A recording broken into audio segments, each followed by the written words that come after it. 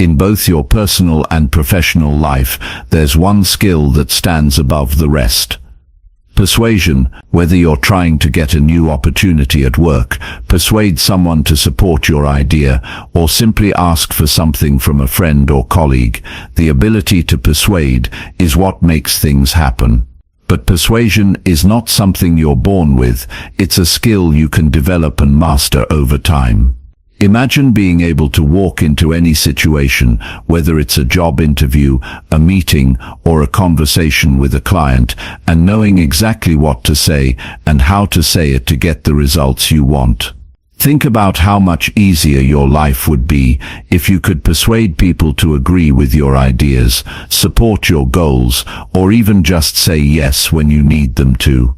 The good news is, it's possible. In this book, you'll learn the strategies and techniques to influence others effectively and ethically.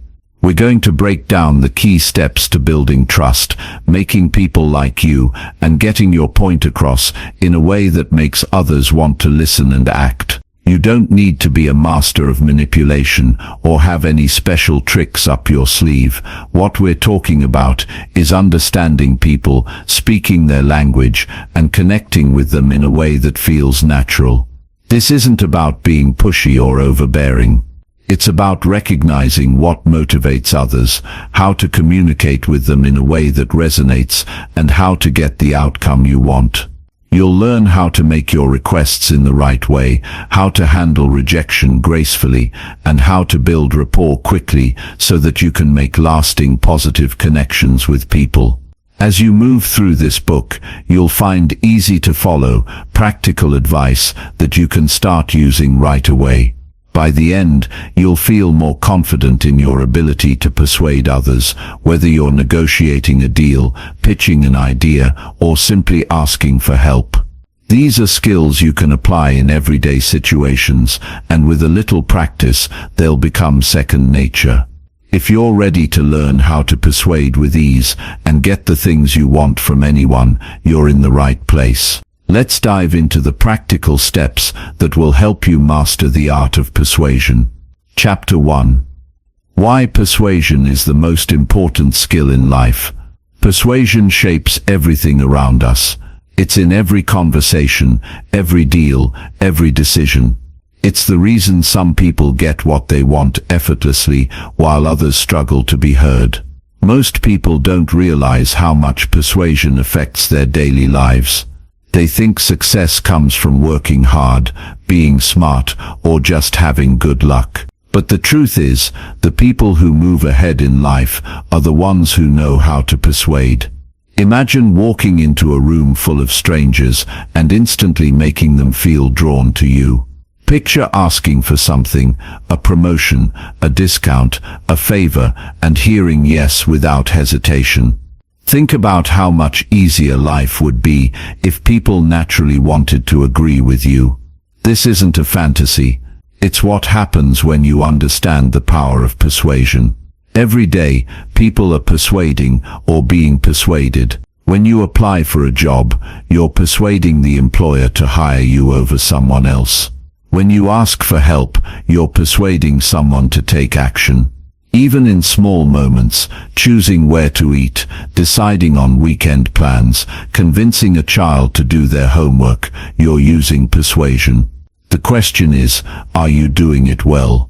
The ability to persuade isn't reserved for salespeople or politicians. It's a skill anyone can learn. Some people pick it up naturally, but most have to develop it. Once you understand how it works, you'll notice a shift in the way people respond to you. They'll listen more, agree more, and trust you more. It's not about being pushy or aggressive. Real persuasion feels natural.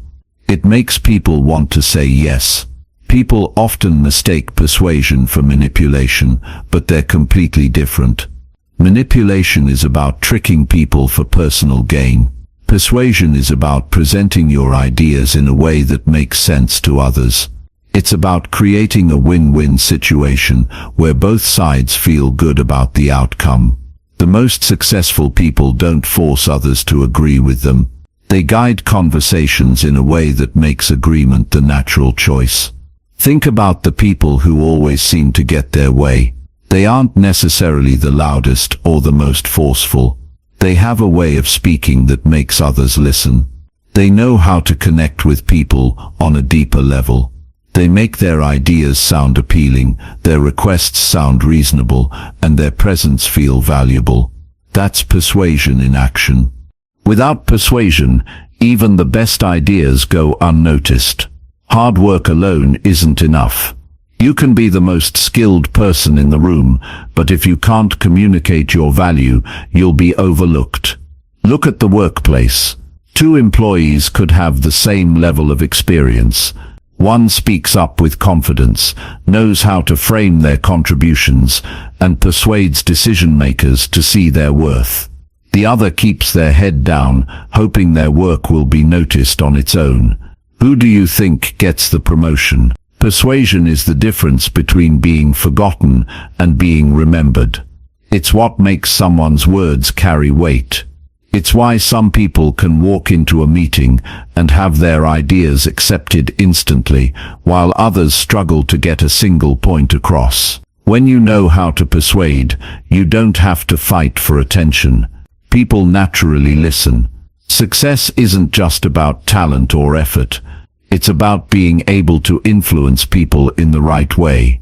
The most successful individuals, leaders, entrepreneurs, top performers, are all great persuaders. They don't sit around waiting for opportunities to come to them. They create opportunities by convincing others to believe in them. They know how to present their thoughts in a way that excites, motivates, and inspires action. Even in personal relationships, persuasion plays a huge role.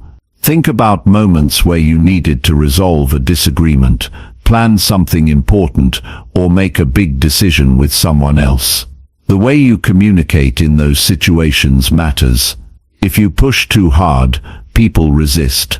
If you hesitate, they ignore you.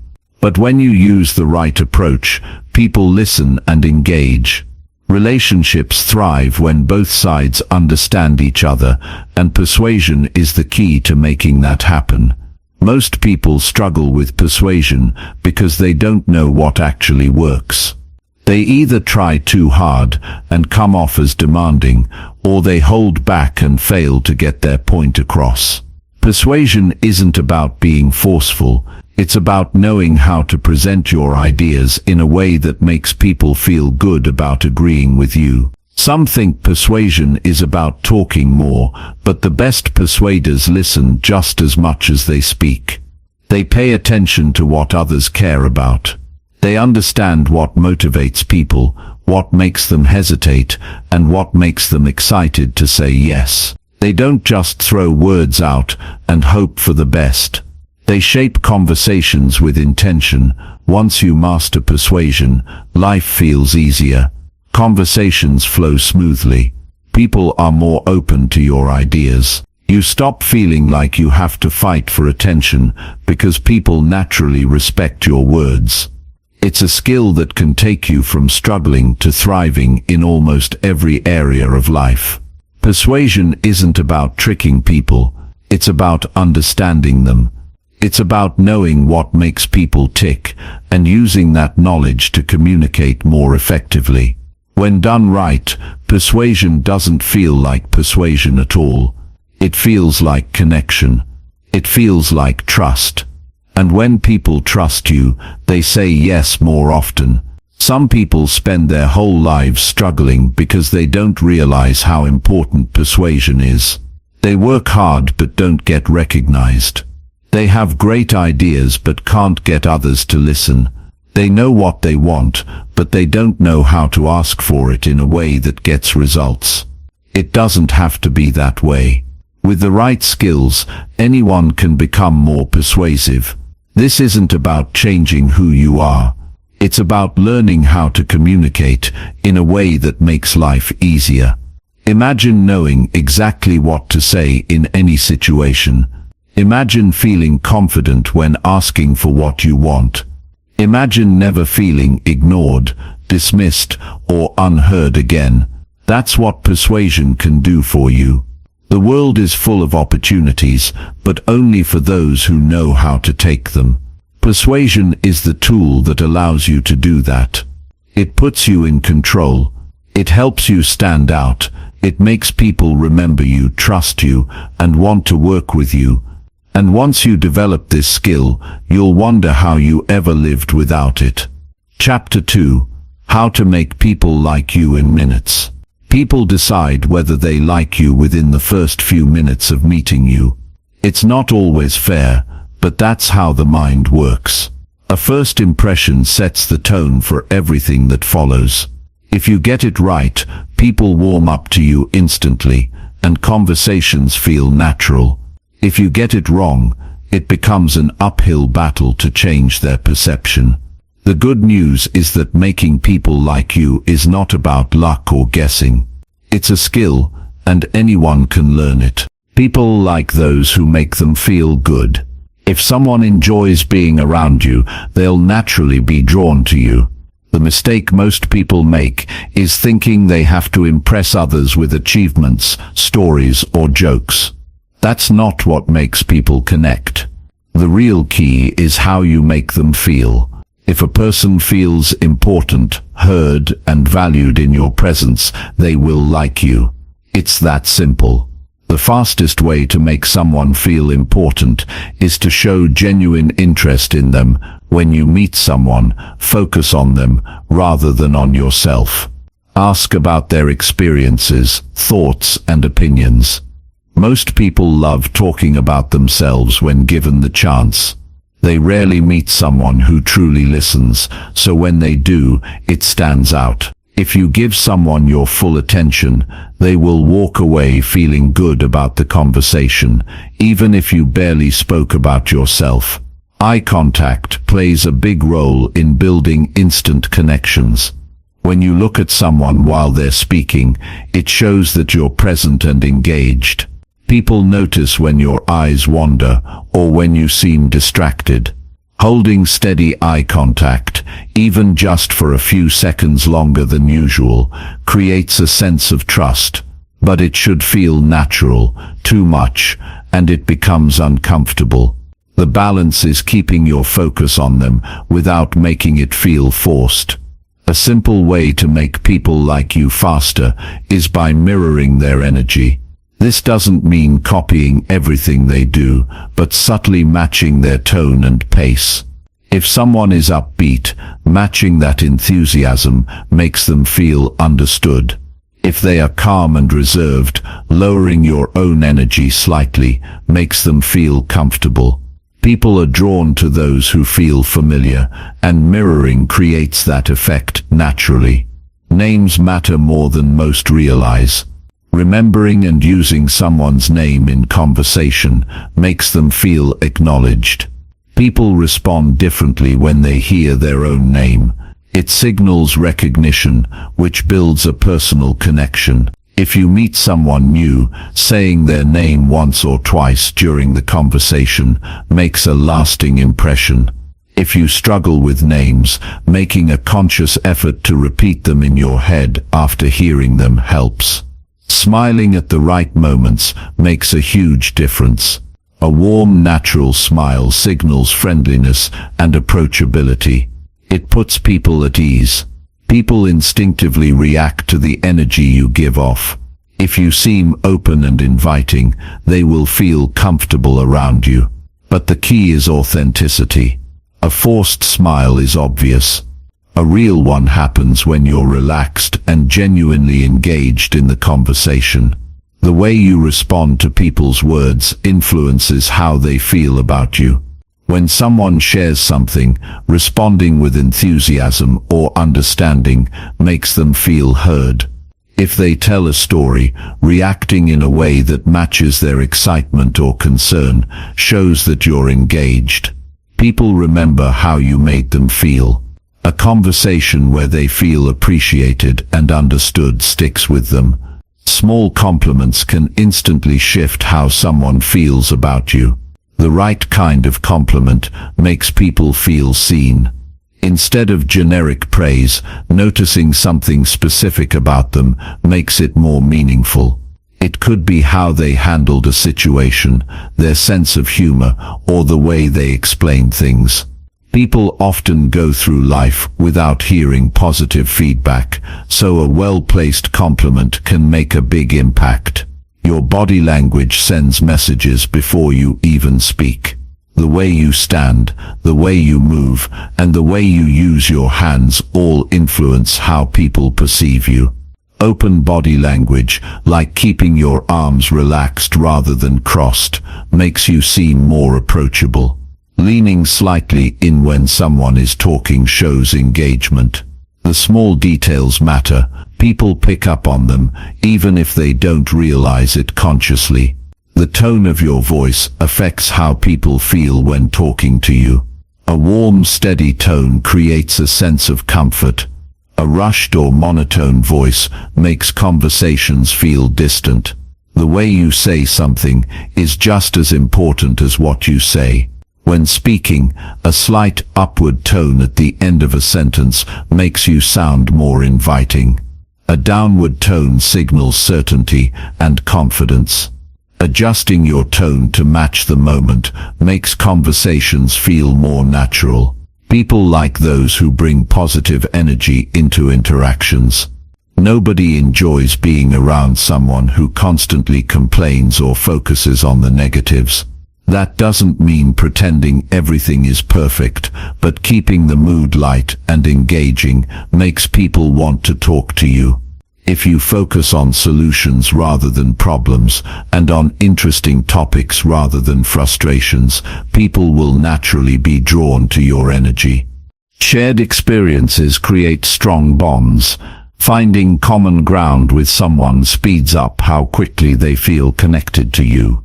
If you notice a shared interest, background or goal, mentioning it strengthens the interaction. People feel closer to those who understand them. Even something as simple as a similar sense of humor builds a connection. A powerful way to make people feel drawn to you is to make them feel valued in the conversation. If they mention something important to them, remembering it for future conversations shows that you genuinely care. If they share a small detail about their life and you bring it up later, they feel seen. People don't forget when someone makes an effort to remember things about them. The best way to make people like you is to be someone they enjoy being around. If they feel good in your presence, they will associate that feeling with you. It's not about saying the perfect words or having the best stories. It's about creating a space where people feel important, heard, and comfortable. Once you understand what makes people feel that way, forming connections becomes effortless. Chapter 3. The words that make people say yes. People say yes for specific reasons, and understanding what makes them agree can completely change how you communicate. Some words trigger an instant positive response, while others create hesitation. The way a request is phrased can make the difference between someone eagerly agreeing or rejecting the idea before they even consider it. Knowing the right words to use in conversations, negotiations, and everyday interactions gives you a massive advantage. People are more likely to say yes when they feel like it's their decision rather than something being forced on them. Giving someone a sense of control makes them open to agreeing. Instead of saying, "You should do this," rephrasing it as "You might find this helpful," removes resistance. It shifts the focus from telling them what to do to giving them the freedom to decide.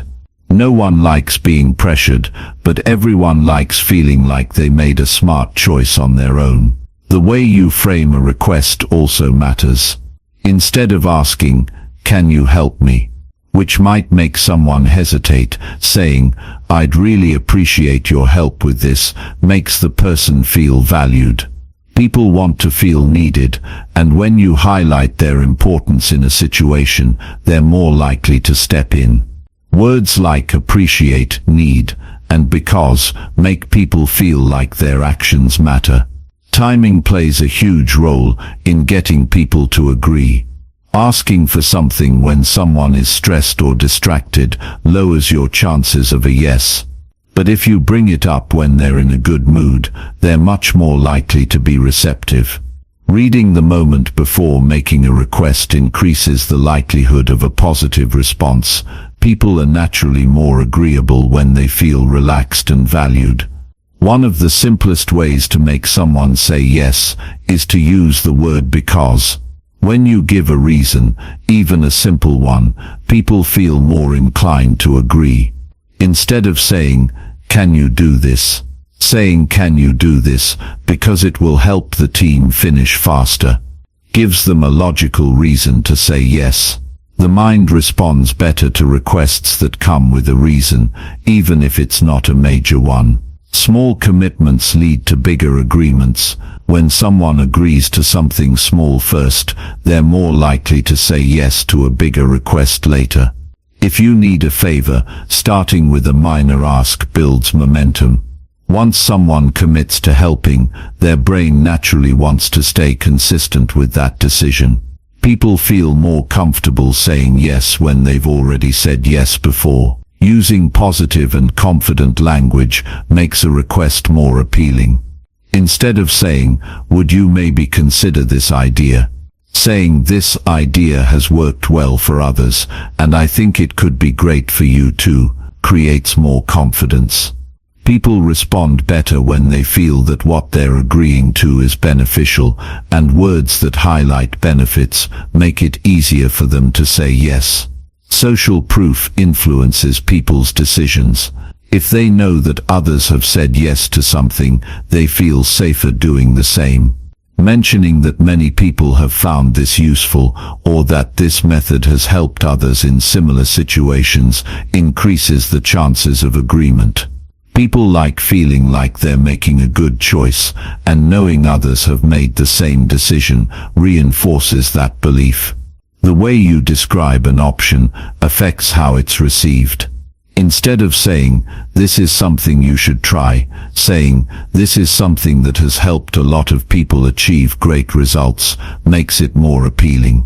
Framing something as a positive opportunity, rather than just a suggestion, increases the likelihood that someone will want to agree. Using a person's name in a request makes it feel more personal. People naturally pay more attention when they hear their own name. Instead of saying, "Can you help me with this?" saying, "Mark, I could really use your help with this," grabs their attention more effectively. It makes the request feel directed specifically at them, which increases the chances of a positive response. A request feels more reasonable when it's broken down into simple steps. Instead of asking for something big all at once, presenting it in smaller, more manageable parts makes it easier for someone to say yes. People are less likely to feel overwhelmed when they see an action as simple rather than complicated. The words you use and the way you say them shape how people respond. Understanding what makes someone agree isn't about being manipulative.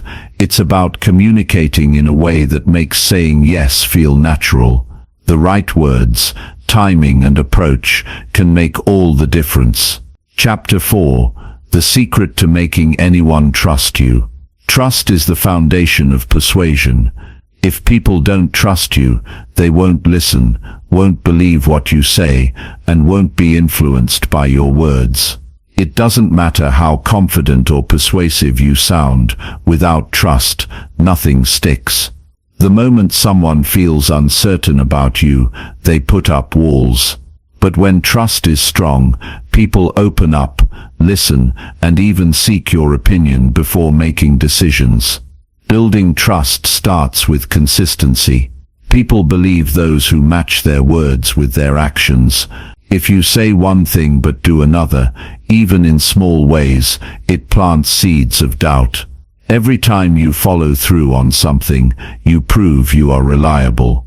If you promise to call someone back and you do, they notice. If you say you'll take care of something and actually handle it, it strengthens their belief in you.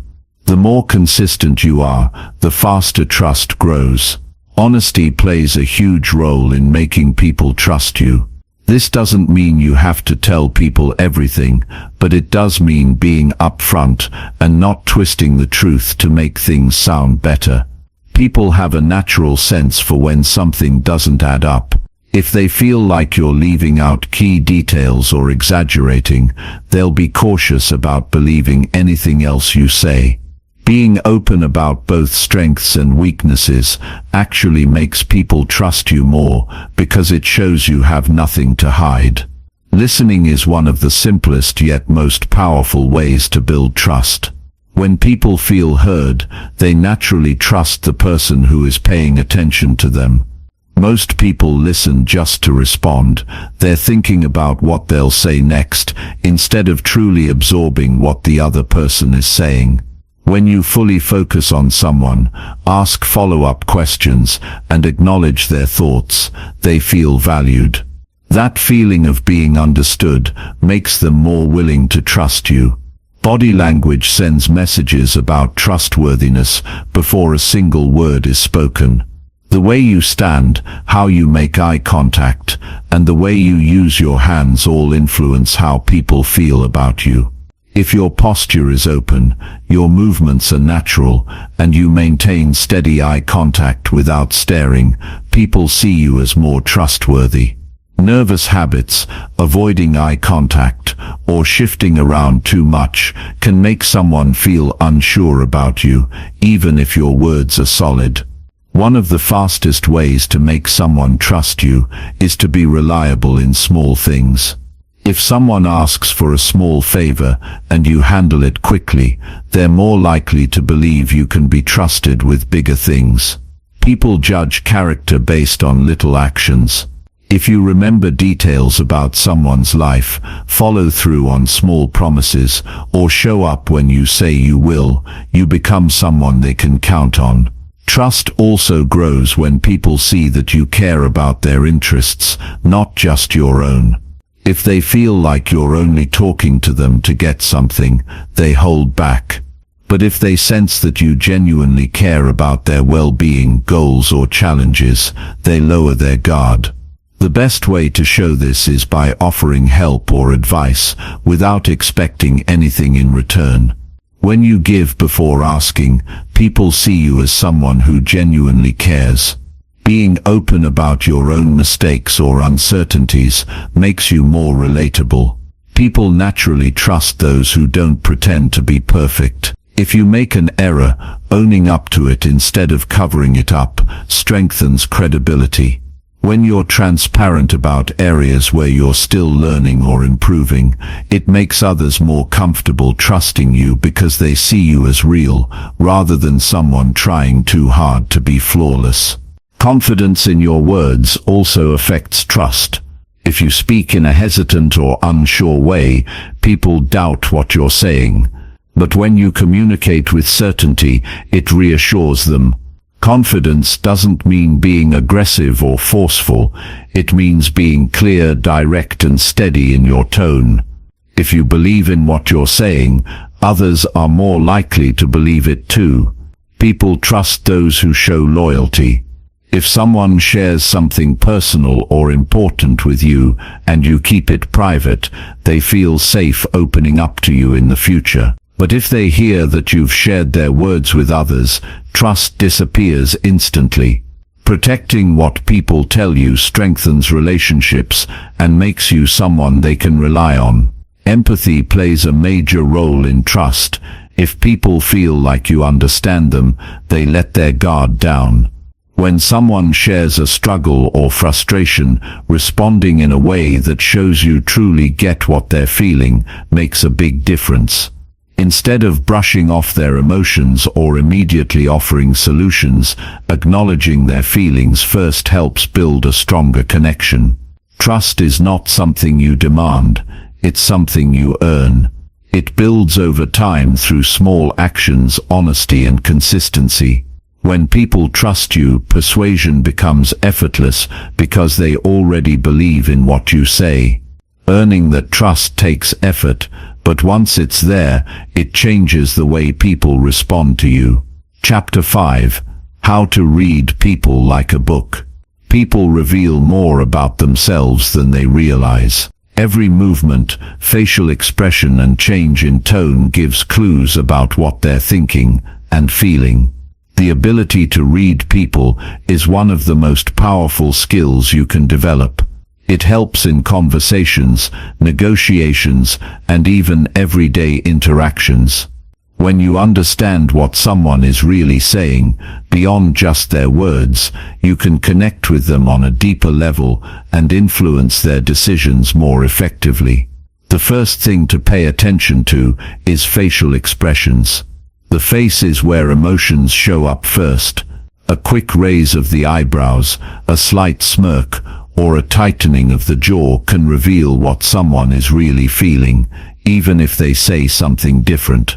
If someone smiles but their eyes don't match, it's often a sign that the smile isn't genuine. If their lips tighten after you say something, it might mean they're holding back an opinion or disagreeing internally. Noticing these details helps you respond in a way that keeps the conversation flowing in your favor. Eye movement also tells a story. When someone looks away for a second before answering, they're likely thinking about their response. If their eyes dart around while talking, they might be nervous or unsure. Steady, direct eye contact usually signals confidence and honesty. But if someone avoids eye contact entirely, it could mean they're uncomfortable, hiding something, or feeling intimidated. Recognizing these signals allows you to adjust your approach to make the person feel more at ease. Tone of voice changes based on emotions. If someone's voice suddenly becomes higher, or they start speaking faster, it might mean they're excited, anxious, or trying to convince you of something. A lower, slower tone often signals seriousness or deep thought. If their voice wavers slightly, there could be hesitation or uncertainty. Listening carefully to not just what someone says, but how they say it, gives you an extra layer of insight into their mindset. Body language reveals what words don't. When someone crosses their arms, it can be a sign of discomfort or defensiveness, especially if they do it after hearing something they don't like. Leaning in shows interest, while leaning away often signals disengagement. If their feet point toward you, they're likely interested in the conversation, but if they start turning away, their mind is already somewhere else. People don't always say when they're losing interest, but their body usually does. Micro-expressions are split-second facial expressions that reveal true emotions before someone has time to hide them. A flicker of frustration, a quick flash of surprise, or a moment of sadness can appear and disappear in less than a second. These signals happen naturally before the brain can control them, making them some of the most honest indicators of how someone really feels. Training yourself to catch these brief moments helps you understand people better than they understand themselves. The way someone gestures while talking can also give away their emotions. Open hand movements suggest honesty and openness, while clenched fists or tightly gripped objects often signal stress or frustration. If someone rubs their neck or touches their face frequently, it can be a sign of discomfort or nervousness.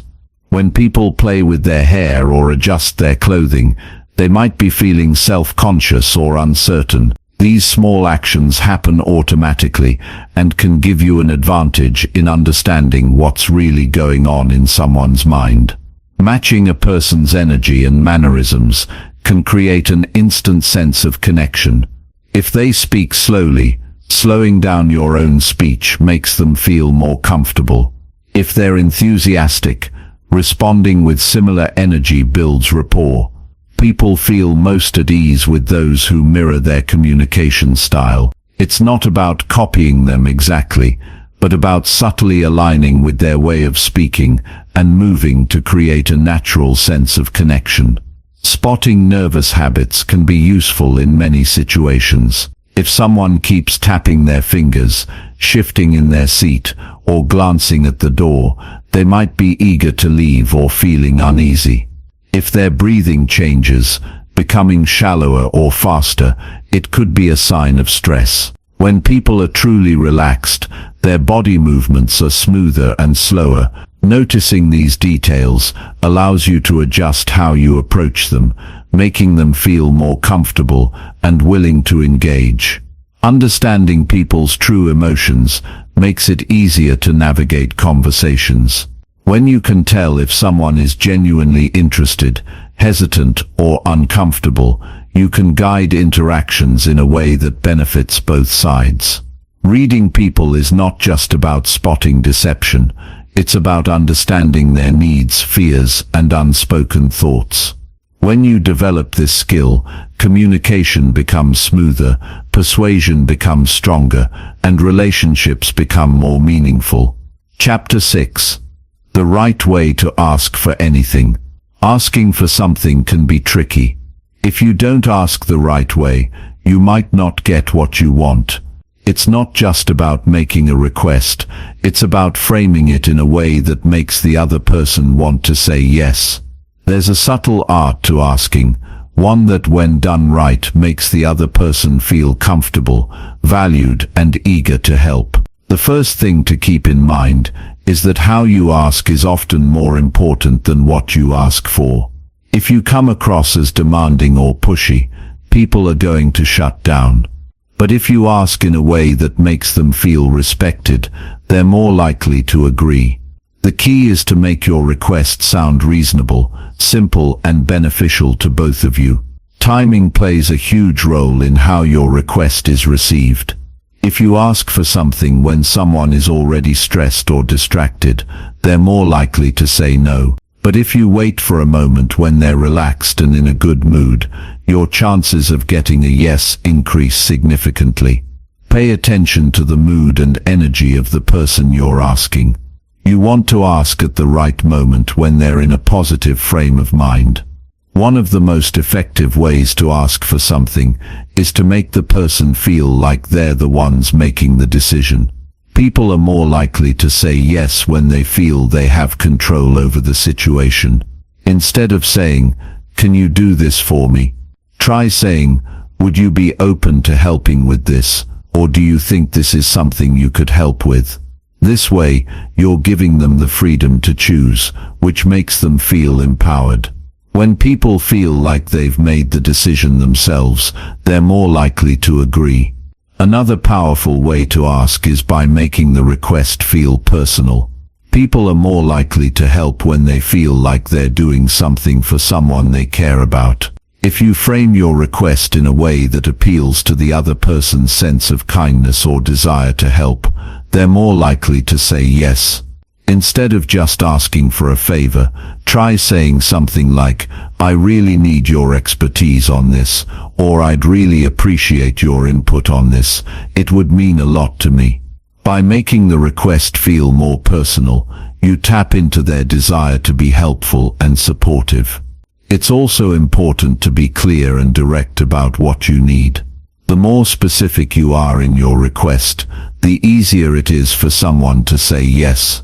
Vague requests leave too much room for uncertainty, and people are more likely to say no if they don't fully understand what's being asked.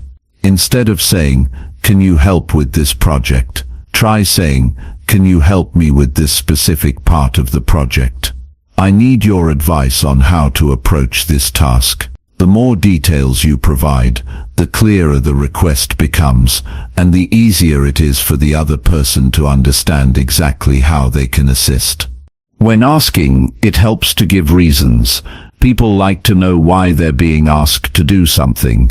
The more you can explain the reason behind your request, the more likely it is that people will agree. Instead of simply asking, "Can you do this?" say, "Can you do this because it will help us meet the deadline?" Or, "Can you do this because I really value your expertise in this area?" When people understand the reasons behind the request, they're more likely to feel that it's worthwhile. Using positive language is another essential part of asking. The way you phrase your request can make a huge difference in how it's received. Instead of saying, "Can you please do this?" which sounds like a chore, try saying, "I'd really appreciate your help with this," which makes the request feel more like an opportunity to contribute. People are more likely to say yes when they feel like they're being asked to do something positive or valuable, rather than something that's just a burden. A simple but effective strategy is the foot in the door technique. This involves making a small request first, which is easy for the person to agree to, and then following up with a larger request later. The idea is that once someone has agreed to a smaller request, they're more likely to agree to a bigger one, because they've already committed. For example, if you need a person to help with a big task, start by asking if they can spare a few minutes to help with a small part of it. Once they've said yes to that, you can move on to the bigger request. Another technique is the door-in-the-face strategy. This is when you make a larger request first, expecting that the person will say no, and then follow it up with a smaller, more reasonable request. The idea is that when the person refuses the first request, the smaller request will seem much more reasonable in comparison, making them more likely to say yes. For example, if you need someone to help you for an hour, you could start by asking if they can help you for 2 hours. When they say no, you can ask if they can help for just 1 hour. The second request will seem more manageable, and they're more likely to agree. It's also important to express gratitude. People are more likely to help when they feel appreciated. If you've asked for something, be sure to thank the person before they even agree. This shows that you respect them and value their time and effort. By expressing gratitude up front, you make the person feel good about helping, which increases the chances of them saying yes. When asking for something, try to make it easy for the other person to say yes. If you can make the process as simple and straightforward as possible, people are more likely to agree. If the request requires too much effort or is too complicated, they might decline out of convenience. If you can make it as easy as possible for them to help, they'll be more inclined to say yes. At the end of the day, the way you ask for something can make all the difference. If you're clear, respectful, and considerate in your approach, people are much more likely to say yes. It's not just about what you're asking for, it's about how you ask. Understanding the dynamics of asking can help you get what you want more often, while building stronger, more positive relationships along the way. Chapter 7. The Yes Chain Trick to Get People to Agree. When you're trying to persuade someone to agree with you, getting them to say yes early on can make all the difference. The yes chain is a simple but powerful technique that taps into the psychology of agreement. Once you get someone to say yes to something small, it's much easier to get them to agree to bigger things later. This technique works by building momentum.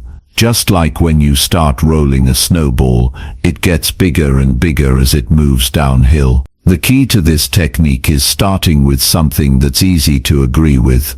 It's about building a series of small, easy agreements that create a positive flow of yes responses. People don't want to break the pattern once they've already agreed to something. The more someone says yes, the more likely they are to keep saying it. So the trick is to start small, with something so simple that they can't say no. Once they say yes to that, you've already got the ball rolling. For example, think about a situation where you want to convince a friend to help you with a project. You wouldn't start by asking them for hours of their time. Instead, start with something easy, like asking if they're willing to listen to your idea for a few minutes. It's a small commitment, one that's hard to refuse. Once they've said yes, you can move on to the next small request, maybe asking if they can give you feedback. Each little step builds the momentum, and with each yes they become more likely to agree to a bigger request later on.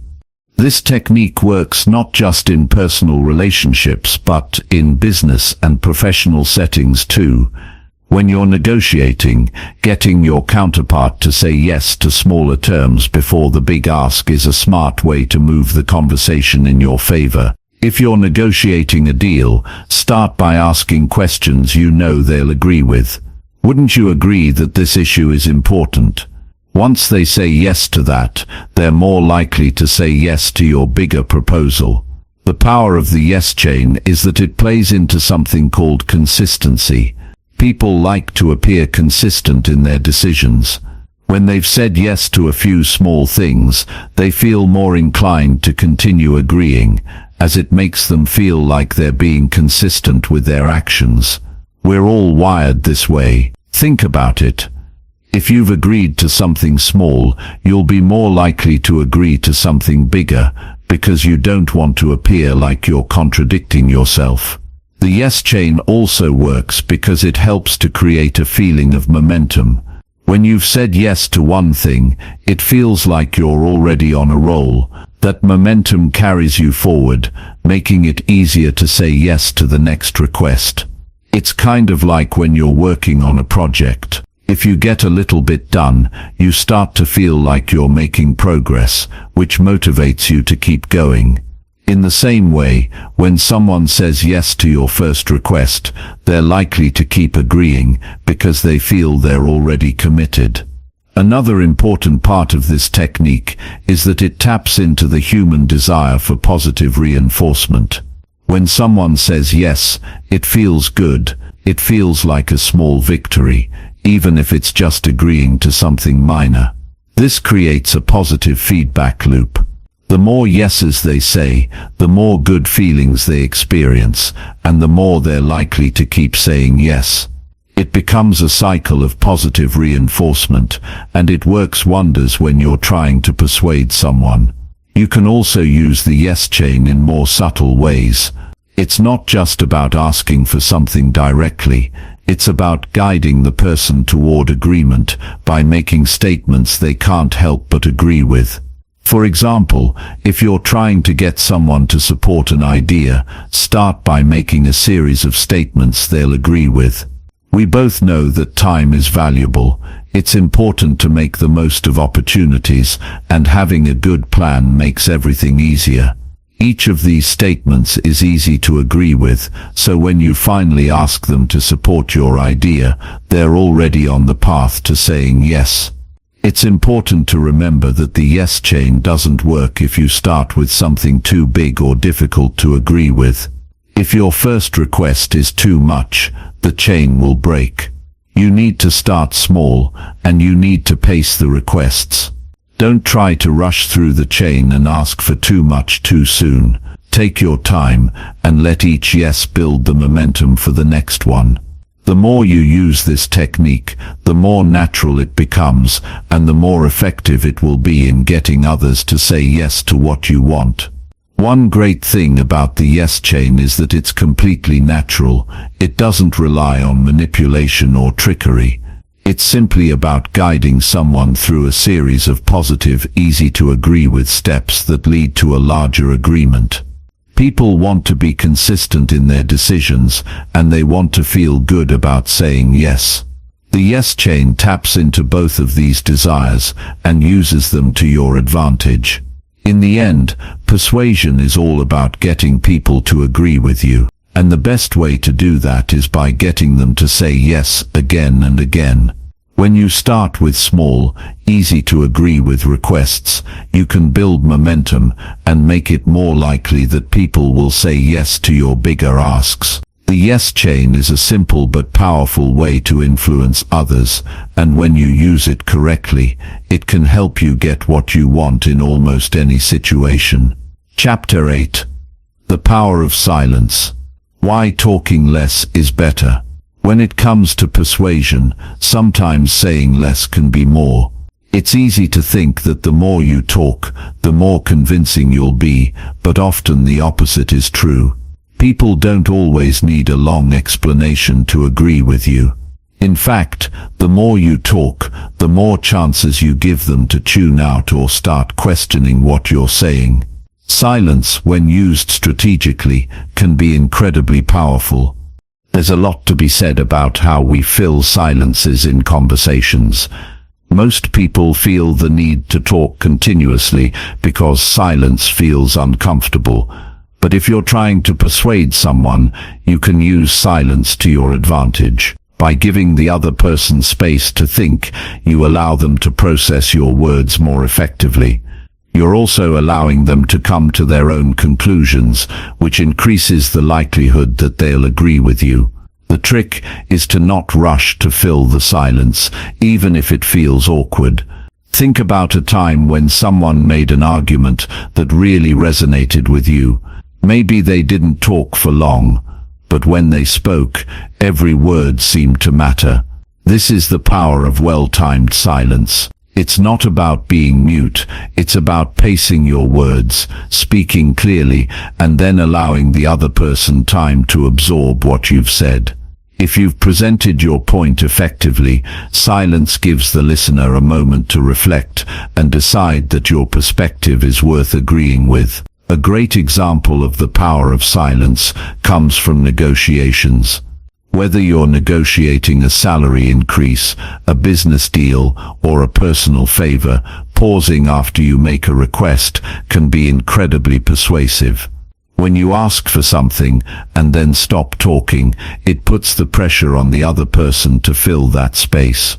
Most people feel the need to say something to ease the tension. Often they'll offer a compromise or agree to terms just to fill the silence. This is your opportunity to wait them out. In many situations, silence makes the other person feel like they're in control of the conversation. When you stop talking, they may feel compelled to respond, and that response often works in your favor. Think about a time when you were asked a question, and there was a moment of silence afterward. You might have felt like you needed to fill that space with an answer or suggestion. That is the exact effect you can have when you embrace silence in conversations that require persuasion.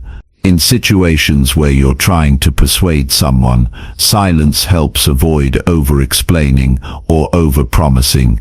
It prevents you from saying too much, which can end up undermining your position.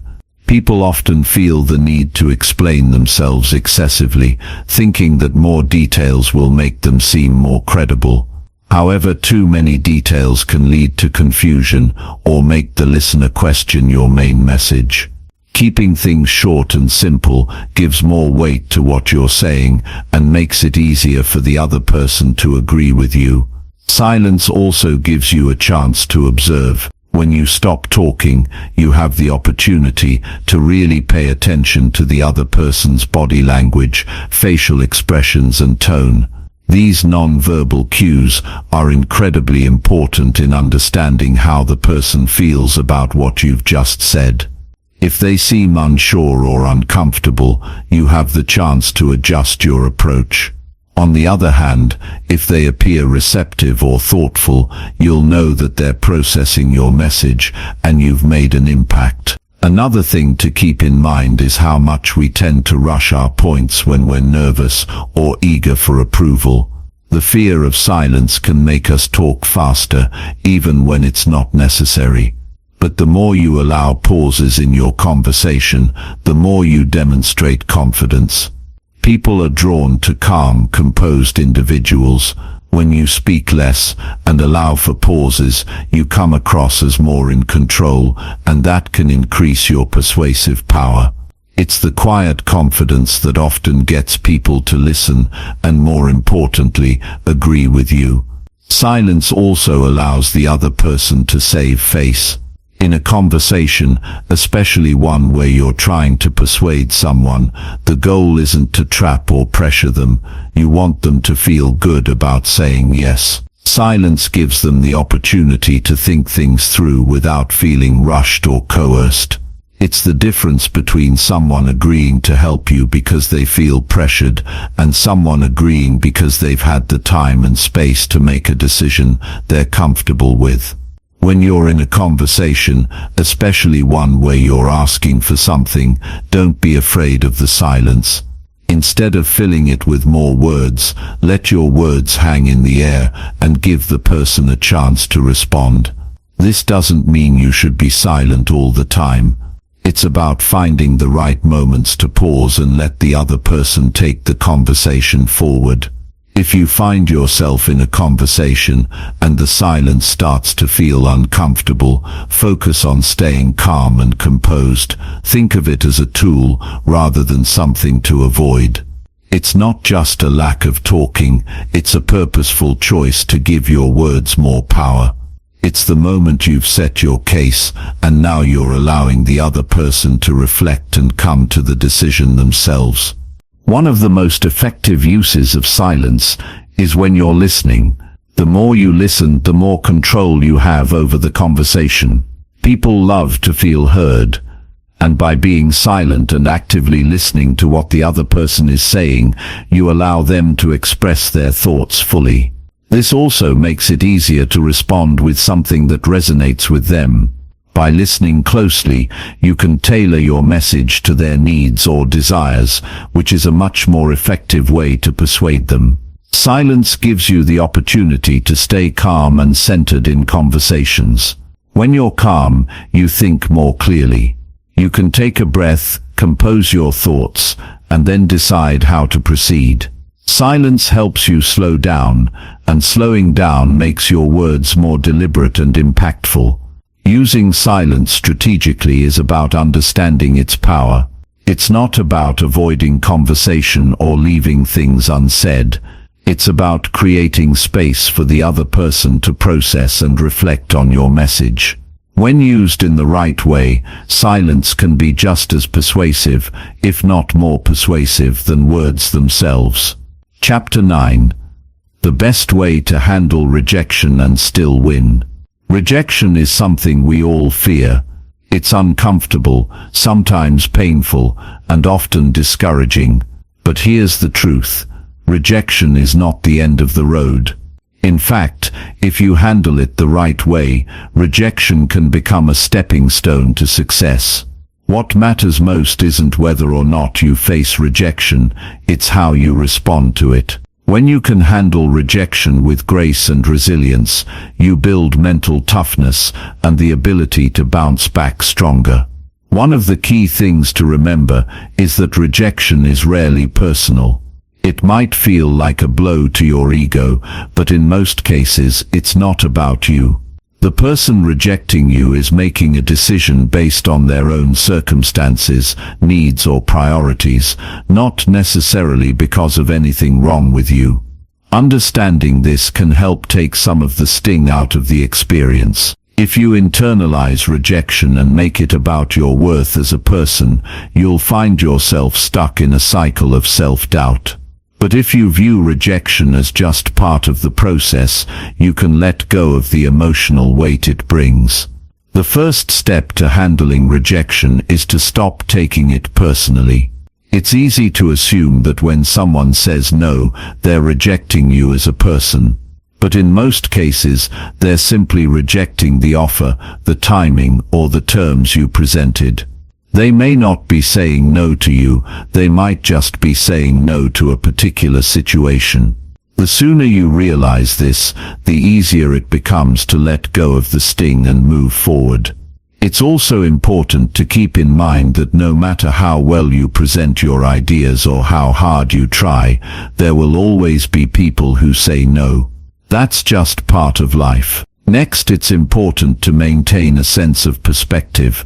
Just because you faced rejection once doesn't mean you won't succeed next time.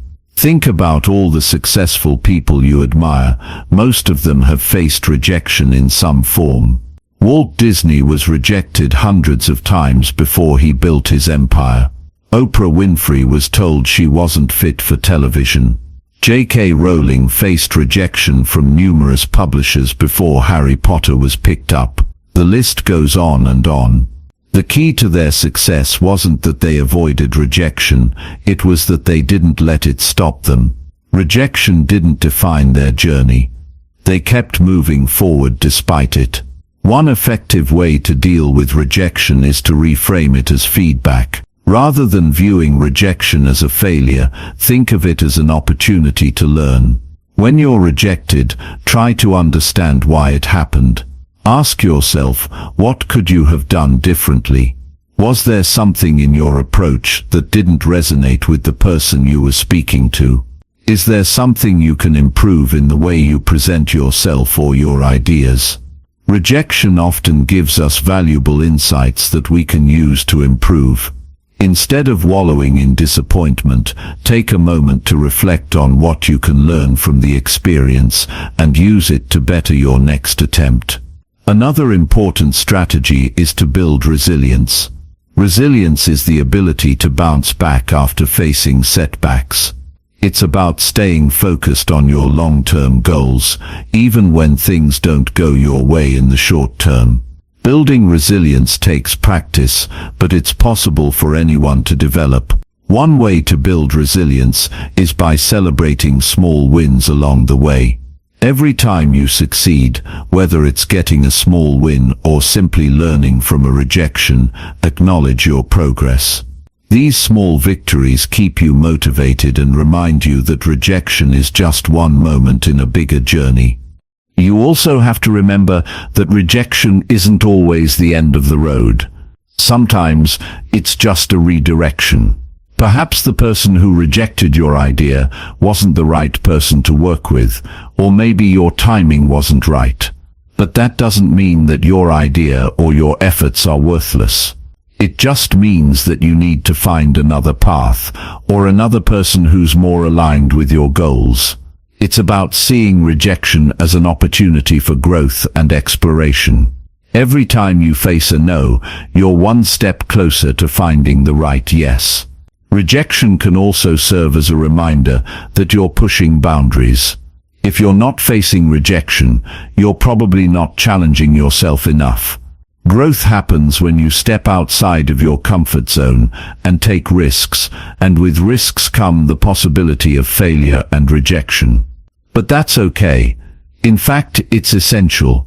Every rejection you face means you're putting yourself out there, trying new things, and moving closer to your goals. When you're rejected, take a deep breath and give yourself permission to feel disappointed. It's normal to feel frustrated, upset, or even defeated. But don't let those feelings linger for too long. It's important to process your emotions and then let them go. Don't allow rejection to consume you. Instead, use it as motivation to keep going. Remind yourself why you started in the first place, and keep your eyes on the bigger picture. Every no brings you one step closer to a yes. It's crucial to surround yourself with people who support and encourage you. A strong support system can help you stay motivated after facing rejection.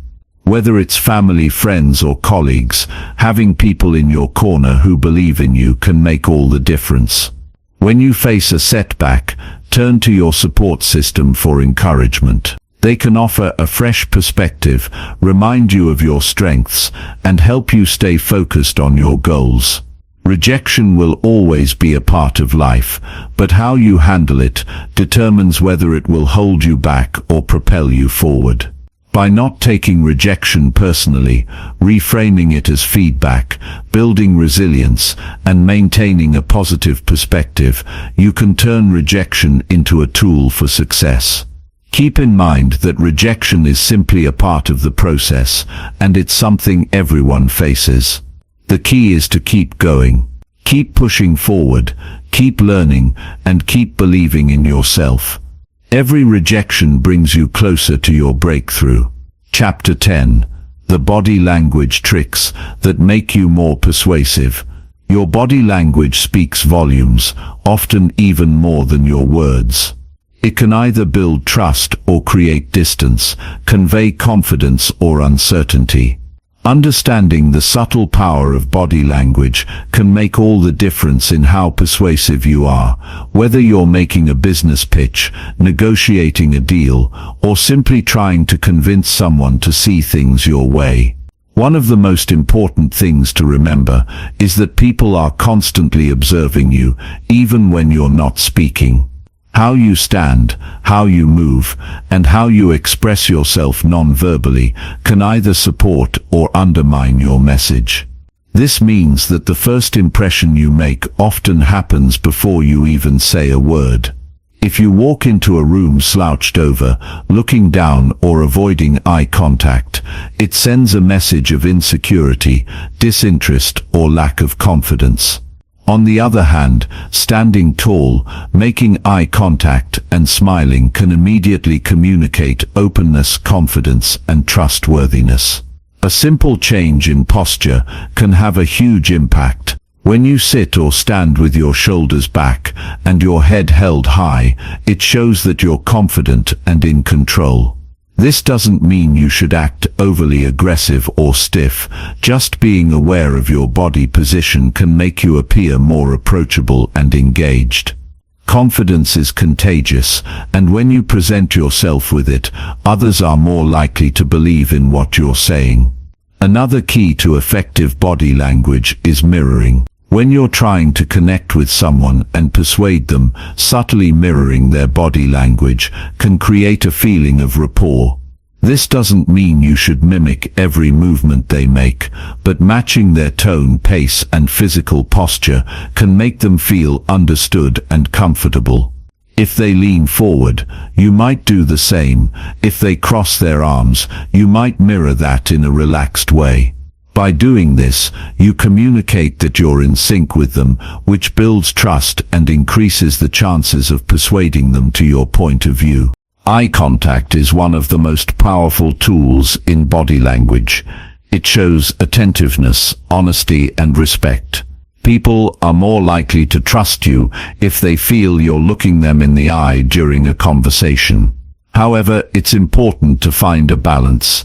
Too little eye contact can make you seem evasive or untrustworthy, while too much can feel confrontational or uncomfortable. The goal is to maintain steady but not constant eye contact. A few seconds at a time, with occasional breaks, is ideal. This shows that you're engaged in the conversation and actively listening, which makes the other person more likely to listen to you in return. In addition to eye contact, your facial expressions play a huge role in how your message is received. Smiling, for example, can instantly make you appear more approachable and friendly, which can lower any barriers and make the other person more open to what you're saying. A genuine smile that reaches your eyes conveys warmth and sincerity, making people more comfortable around you.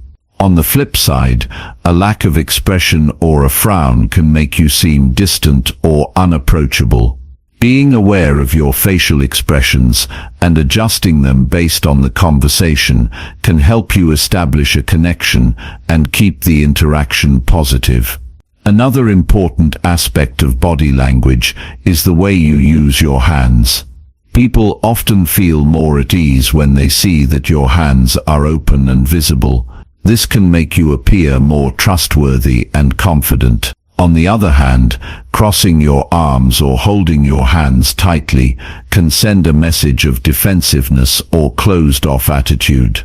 Using your hands to emphasize points in a natural and controlled way can help reinforce your message and add energy to your delivery.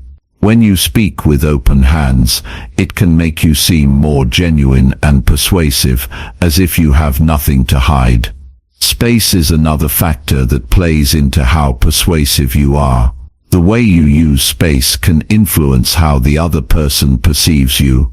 Standing too close to someone can make them feel uncomfortable or pressured, while standing too far away can create a sense of distance or detachment.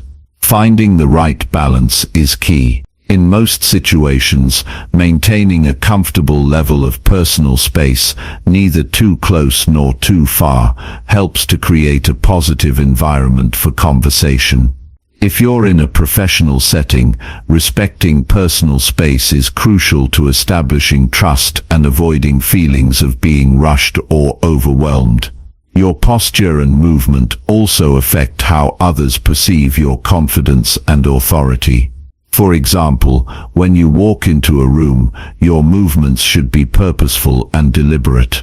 When you move with confidence, it makes others more likely to respect you and take you seriously. Avoiding fidgeting or pacing excessively will help you appear calm and in control. Every movement you make, from how you walk to how you gesture, can affect the way others perceive your message. Being aware of these body language cues and adjusting them based on the situation can make a huge difference in how persuasive you are. If you want someone to trust you, making eye contact, using open gestures and standing tall can signal to them that you're genuine and confident. If you're trying to establish a connection, mirroring their body language or using a warm smile can help build rapport.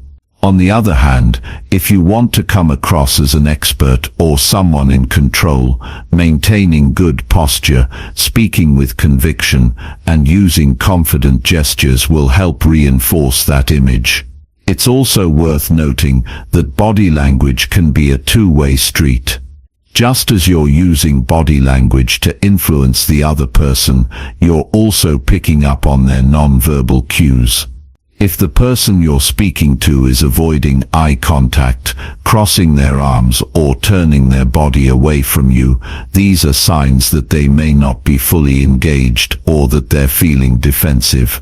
In these cases, adjusting your own body language, perhaps by softening your posture, speaking more slowly, or using a more relaxed tone, can help break down barriers and encourage a more open conversation.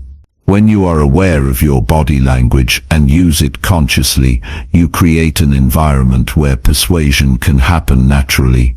It's about more than just the words you say. It's about how you present yourself, how you engage with others, and how you make them feel in your presence.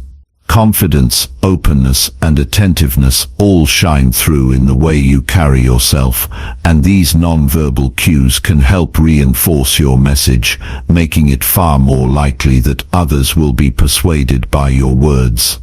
Mastering body language takes practice, but once you become more aware of it, you'll start to notice the difference it makes in your conversations and interactions. Whether you're negotiating a deal, convincing someone of your point of view, or simply trying to make a positive impression, how you carry yourself is a powerful tool that can elevate your persuasive abilities and help you achieve your goals. Chapter 11: How to make people feel important and why it works. The idea of making someone feel important might seem simple, but the impact it has on the way people respond to you is significant. When you make someone feel like they matter, like their thoughts and feelings are valued, you instantly build a connection that goes beyond just words. It's not just about giving compliments, it's about recognizing a person's worth, acknowledging their efforts, and treating them with respect. It's a game changer, not only in how others perceive you, but in how open they are to what you have to say.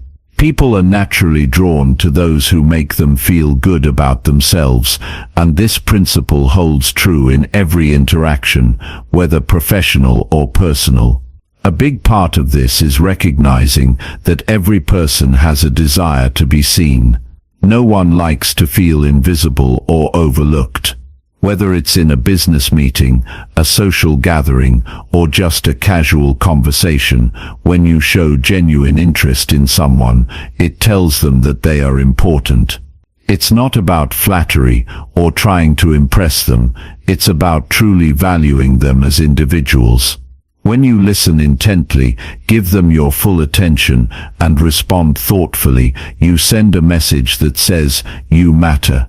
Making someone feel important doesn't always have to involve grand gestures. Small acts, like remembering their name or recalling details from past conversations, can have a profound effect.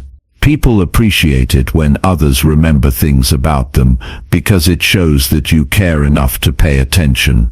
Simple gestures, like holding the door open or offering a kind word, also go a long way in making someone feel valued.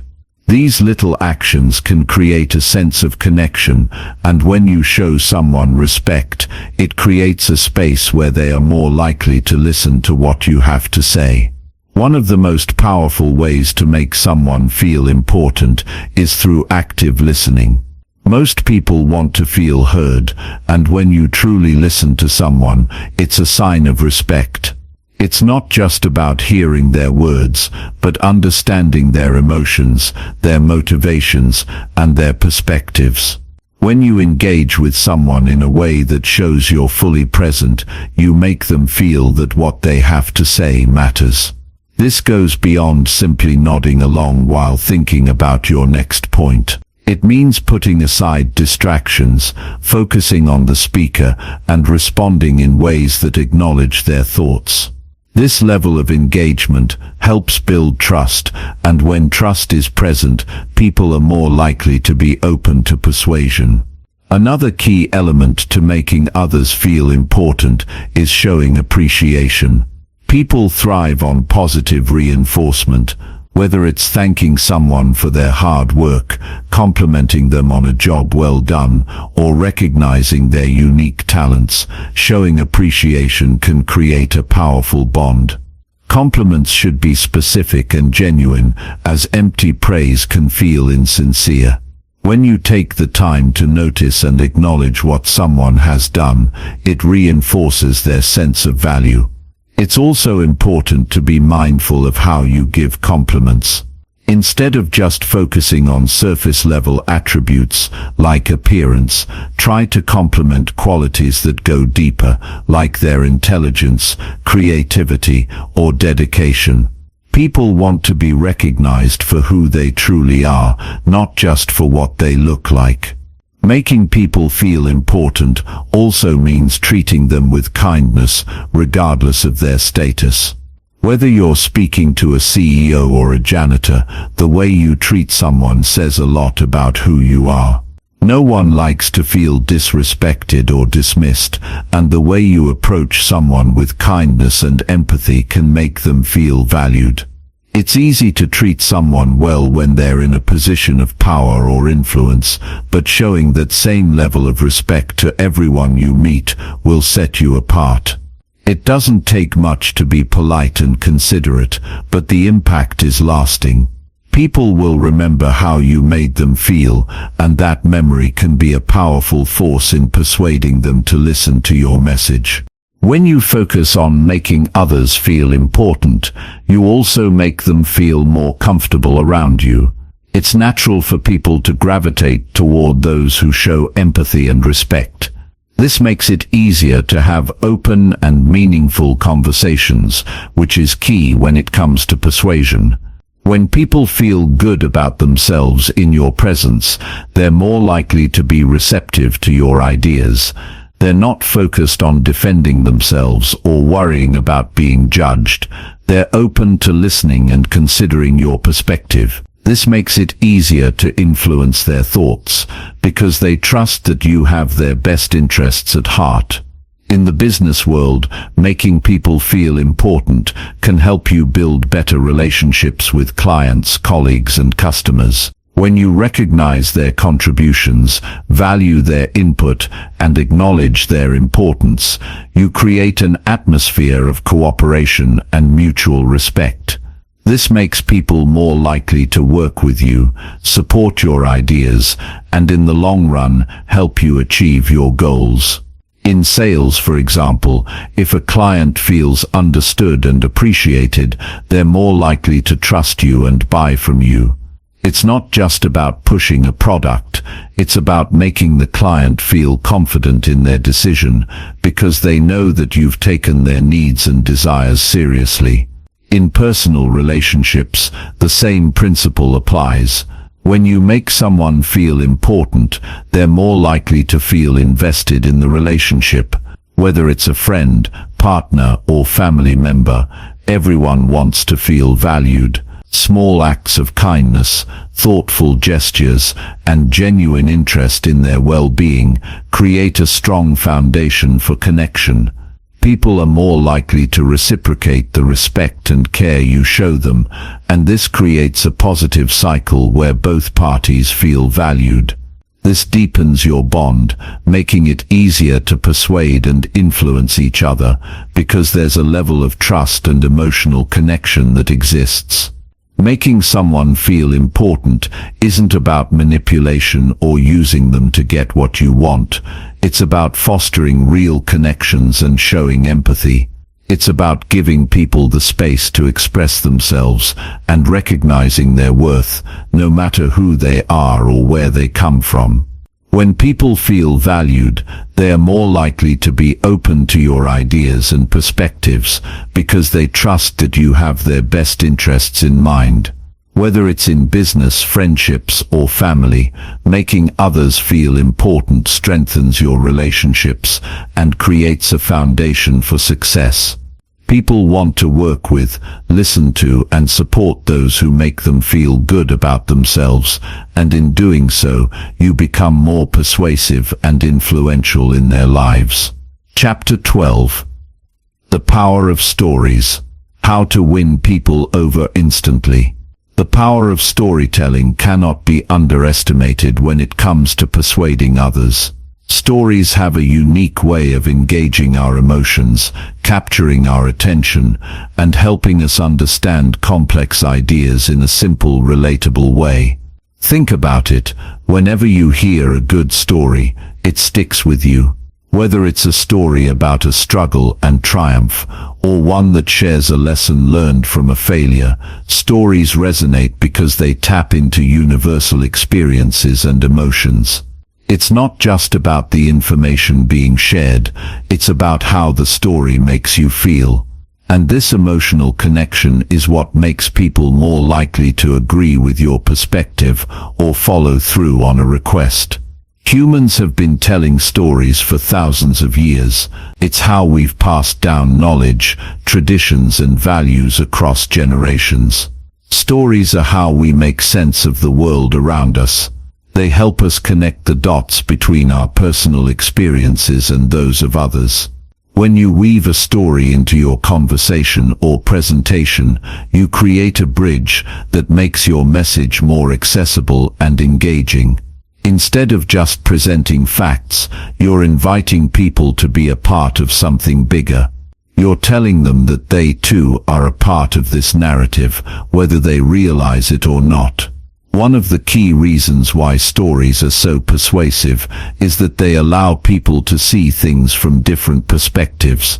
When you tell a story about someone who has overcome adversity, for example, the listener doesn't just hear about the struggle, they feel it. They can imagine what it's like to be in that person's shoes. Stories give us the opportunity to experience something without actually having to go through it ourselves. This ability to empathize with characters, situations, or ideas is what makes stories such a powerful tool in persuasion.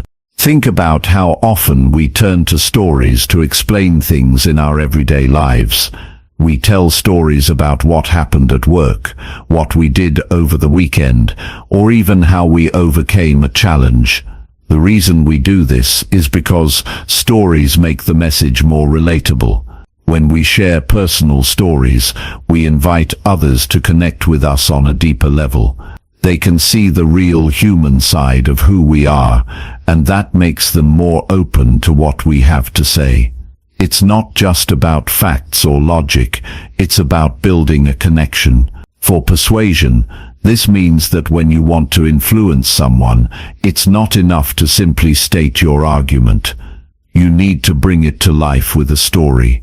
Stories provide context that helps your listener understand why your idea matters and how it might benefit them. For example, if you're trying to persuade a colleague to take on a new project, you could tell them a story about how similar projects led to success in the past, highlighting the positive outcomes and the lessons learned along the way. This narrative will help them visualize the potential benefits, and it might make them more open to the idea. When telling a story, it's important to keep it relatable. People are more likely to be persuaded when they can see themselves in the story. If you're telling a story about a business deal, for instance, try to include elements that your audience can connect with, such as challenges they've faced in their own work or goals they've pursued. The more they can relate to the story, the more likely they are to see the value in your perspective. Another powerful aspect of storytelling is its ability to simplify complex ideas. Let's face it, some topics can be hard to understand, and sometimes it's difficult to explain something in a way that resonates. Stories, however, break down complex information into bite-sized, digestible pieces. Instead of overwhelming your audience with technical jargon or data, you can illustrate your point by telling a story that conveys the same message in a way that's easy to follow. For instance, if you're discussing the importance of teamwork, you could tell a story about a group of people working together to accomplish a shared goal, focusing on how each person contributed and how their combined efforts led to success. This makes the concept of teamwork feel tangible and real, and it's much more likely to stick with your audience. One of the best things about storytelling is that it doesn't require you to be a professional writer or a master of language.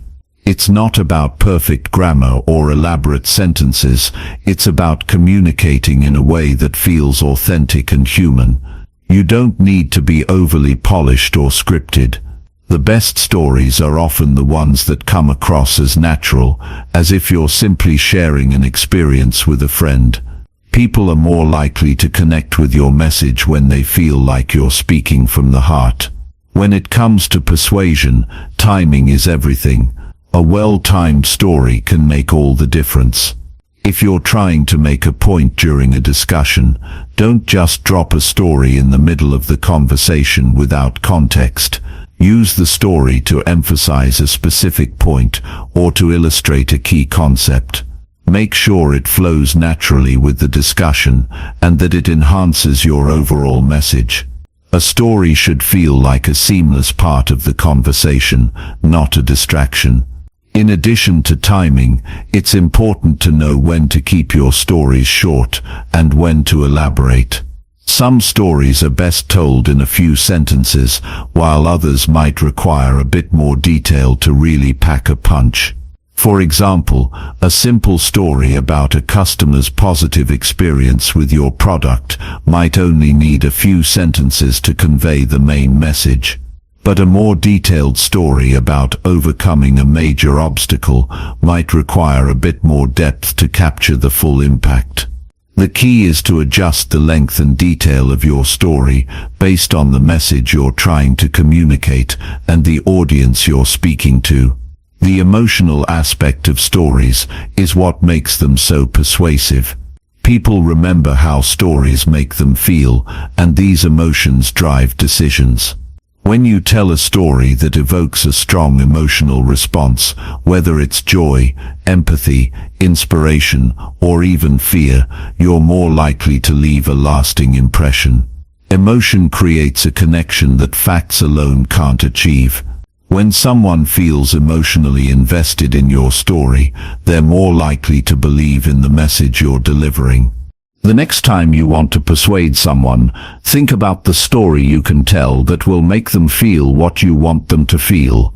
Maybe you want to inspire action. Tell a story that shows how someone took action and achieved success. Maybe you want to build trust. Tell a story that illustrates your credibility and reliability. Whatever the case, remember that stories are a powerful tool that can influence the way people think and act. By choosing the right story, you can create an emotional connection that makes your message more impactful and persuasive. Chapter 13. How to persuade in texts, emails, and online messages.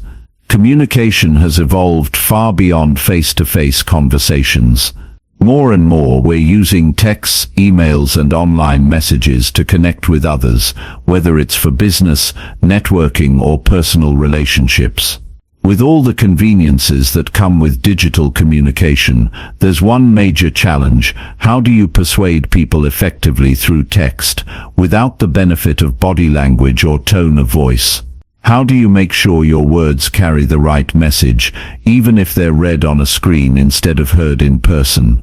When it comes to persuading others in digital communication, it's crucial to understand that your words have to work harder. You can't rely on the same cues and nonverbal signals that you would in a face-to-face interaction. In text-based communication, everything is in your words, so it's important to be clear, concise, and emotionally intelligent.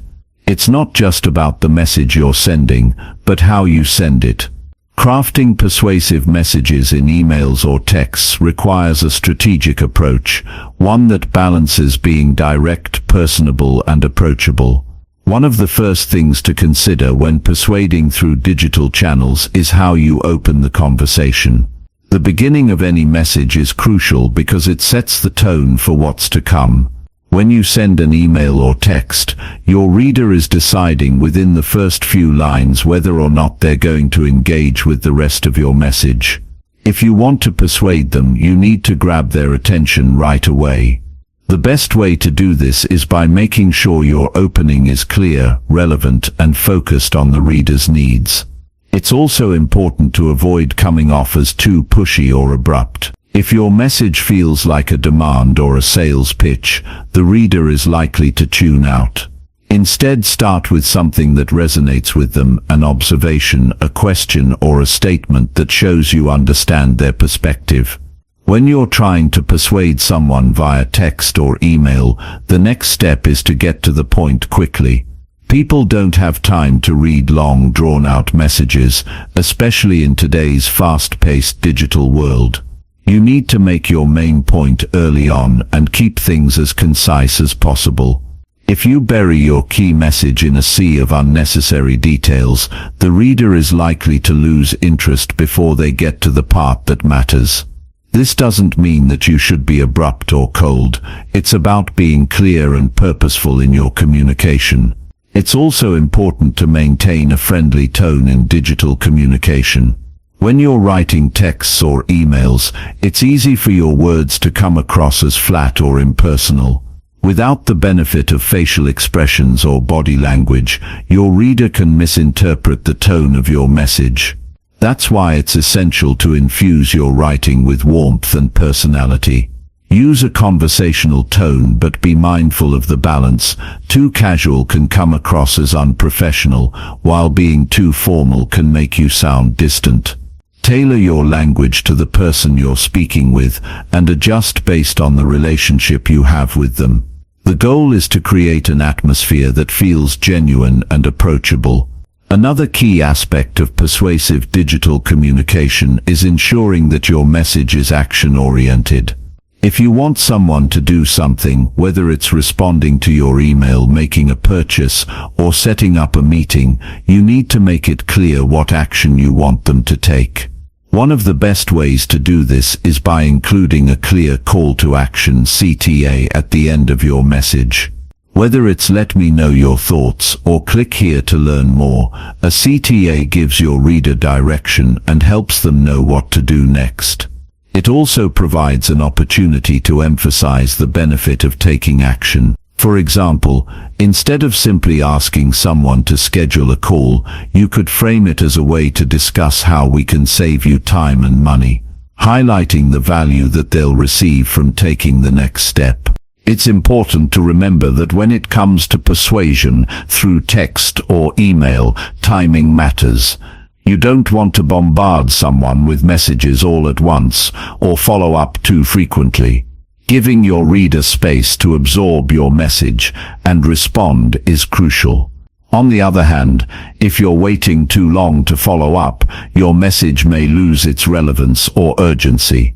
Finding the right balance of timing is a key part of the persuasion process. The structure of your message also plays a big role in how persuasive it is. People are more likely to engage with and respond to messages that are easy to read.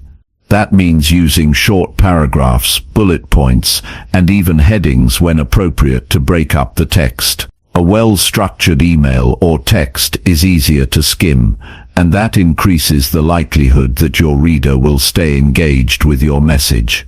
Avoid long-winded sentences or overly complicated wording. Simple, direct communication is often the most persuasive. Another important element of persuasive digital communication is the use of social proof. People are more likely to be persuaded by messages that show how others have benefited from taking action. This can be especially effective in emails or text messages that are part of a sales pitch or business communication. For example, you could share testimonials from clients who have had positive experiences, or reference a case study that demonstrates the success others have had with your product or service. Social proof builds credibility and trust, two of the most important factors when trying to persuade someone. When you're communicating via text or email, you also want to be mindful of how you close the conversation. The closing of your message should leave a lasting impression and make it clear that you value the other person's time. A simple positive closing statement, like "I look forward to hearing from you," or "Thank you for your time and consideration," helps to reinforce the connection and makes your reader feel appreciated. Just as with the opening, the closing of your message should reflect your overall tone, be friendly, courteous and professional, and leave the door open for future conversation. Lastly, don't underestimate the power of personalization in persuasive digital communication.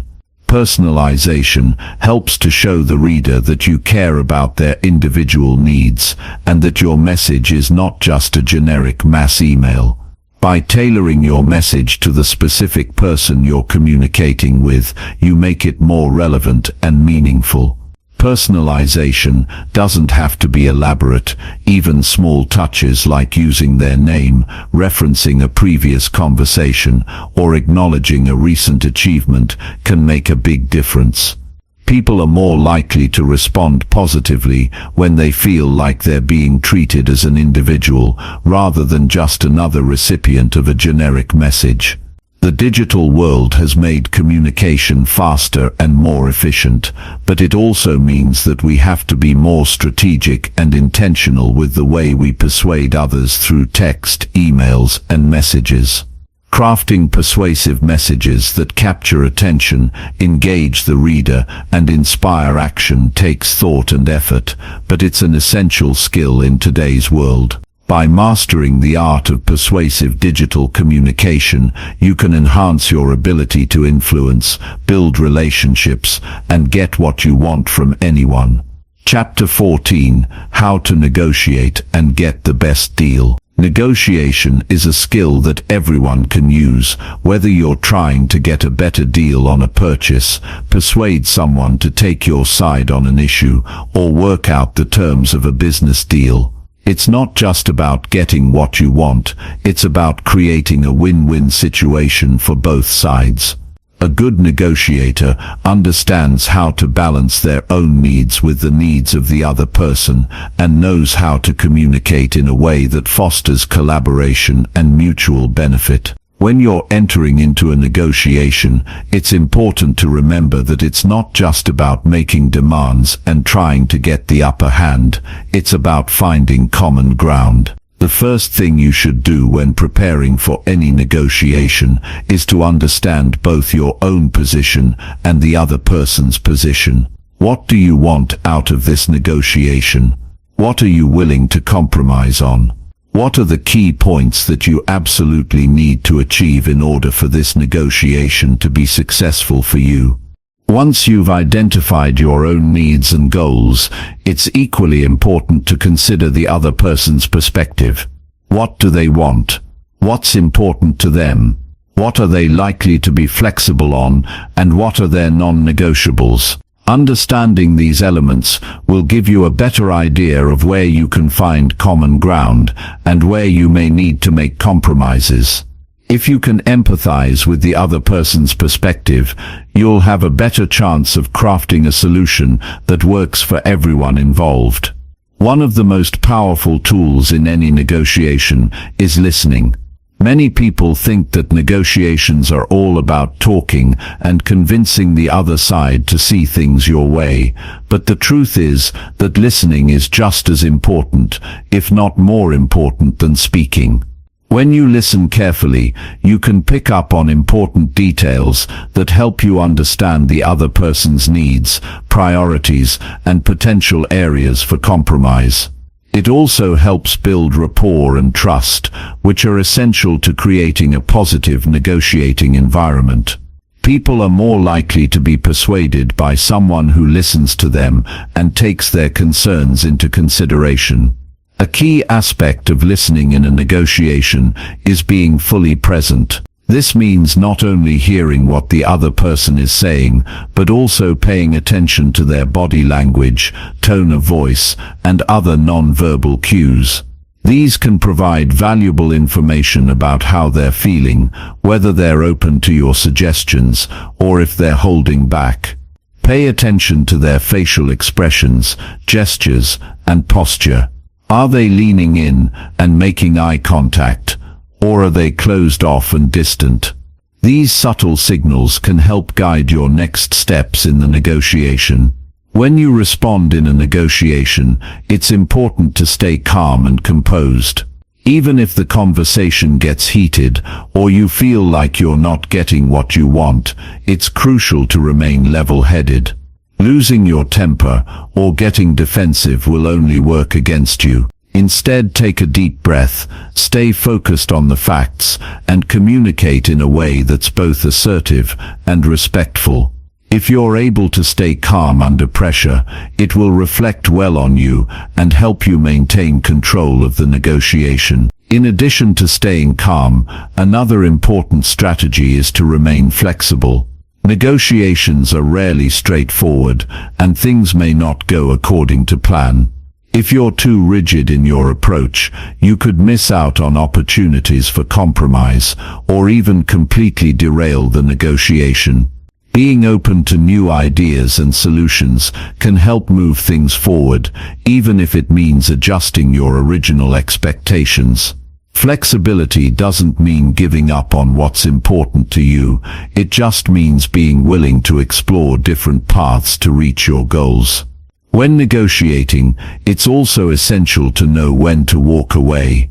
Not every negotiation will result in a deal, and sometimes the best option is to cut your losses and move on.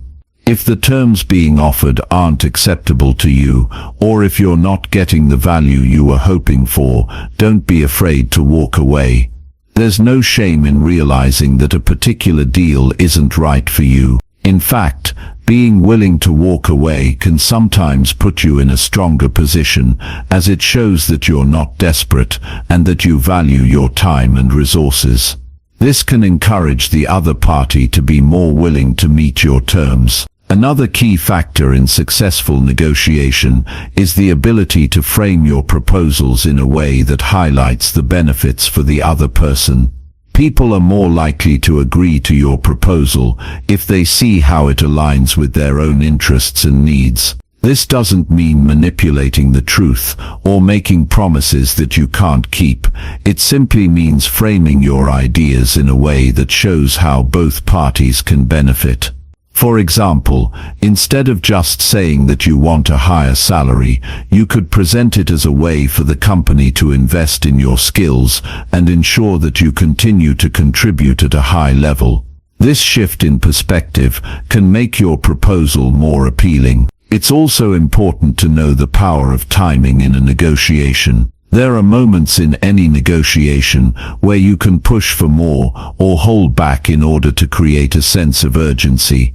Understanding when to make your move and when to hold off is a valuable skill. For instance, if you sense that the other party is close to making a decision, it may be the right time to make your final offer. On the other hand, if you feel like they're not yet ready to commit, you may want to give them some time and space to think things over. Being patient and strategic about timing can work to your advantage. Negotiation is also about building long-term relationships, especially in business. Even if a particular negotiation doesn't result in a deal, it's important to leave the conversation on good terms. You never know when you might have the opportunity to negotiate with that person again in the future, so it's crucial to maintain a positive rapport. Be courteous, professional, and respectful throughout the process, and you'll likely find that doors remain open for future negotiations. One of the most important things to remember in any negotiation is that it's not about winning or losing. It's about finding a solution that works for both sides. The best negotiations are those in which both parties feel that they've gained something of value. If you approach negotiation with a collaborative mindset rather than an adversarial one, you're more likely to achieve a positive outcome. By focusing on shared interests and fostering a spirit of cooperation, you can create a negotiation environment that leads to lasting success for everyone involved. Negotiation is an essential skill for anyone who wants to influence others and get what they want. It's not about manipulation or getting the upper hand. It's about understanding both your own needs and the needs of the other person and working together to find a solution that benefits everyone. By listening carefully, staying calm and flexible, framing your proposals effectively, and knowing when to walk away, you can become a master negotiator and create win-win situations in any area of your life. Chapter 15. The Scarcity Effect. Making people want what you offer. Scarcity is a concept that has a powerful impact on how people make decisions. The idea that something is rare or in limited supply creates a sense of urgency and increases its perceived value. This principle is deeply rooted in human psychology, and it's something that can be used effectively in persuasion. Understanding how to leverage the scarcity effect can help you make your offers more compelling and increase your chances of getting what you want. One of the most straightforward ways scarcity works is by triggering a fear of missing out. People are wired to avoid loss, and when they believe that something might be gone if they don't act quickly, they're more likely to take action. Think about the last time you were offered a limited time discount or told that a product was in short supply. Chances are, you felt a sense of urgency to make a decision, even if it wasn't something you initially planned to buy. This is scarcity at work. The scarcity effect doesn't just apply to physical goods. It can also be used in situations where people perceive that they might lose an opportunity.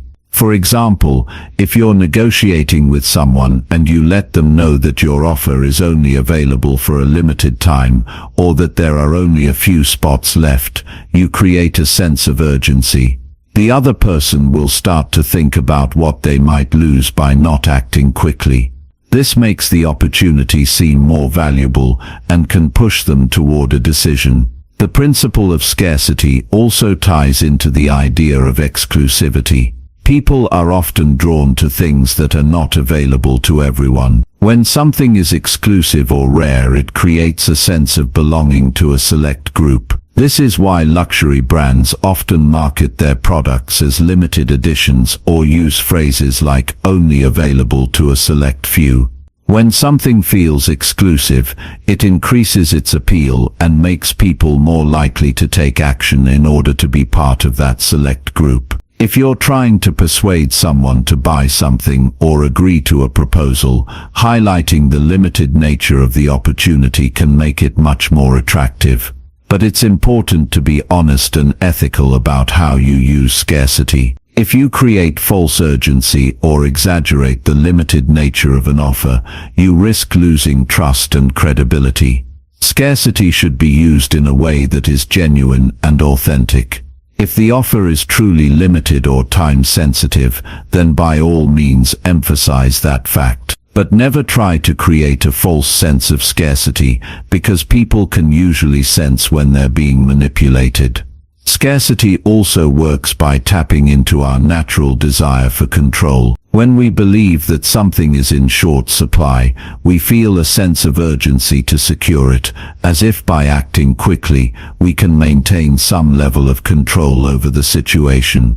This sense of control is powerful, and it drives people to take action when they might otherwise hesitate. In fact, scarcity often pushes people to make decisions they might not have made otherwise, simply because they don't want to lose out on the opportunity. Another way scarcity works is by emphasizing the social proof of an offer. When people know that others are also vying for a limited opportunity, they feel even more compelled to act. This is why businesses often promote the idea that their products are selling fast or that limited quantities remain. People don't want to be left out, and the idea that others are interested in the same thing can create a sense of competition.